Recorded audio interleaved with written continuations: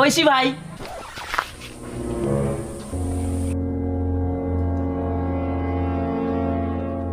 এই যে আমি এইদিকে।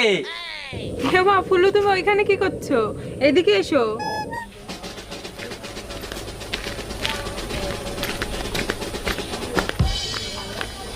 বলছি তুমি কোথায় গেছিলে ভাই? সেটা পরে বলছি, আগে বলো তুমি ওইখানে কি করছিলে? তুমি আমার বলো না যে তুমি ফেরার পথে আমি যেন রাস্তায় দাঁড়িয়ে না থাকি। হ্যাঁ তাই। তাই দেখলে তো আমি কিন্তু রাস্তায় দাঁড়িয়ে ছিলাম না। ছাড়ো সব বাদ দাও।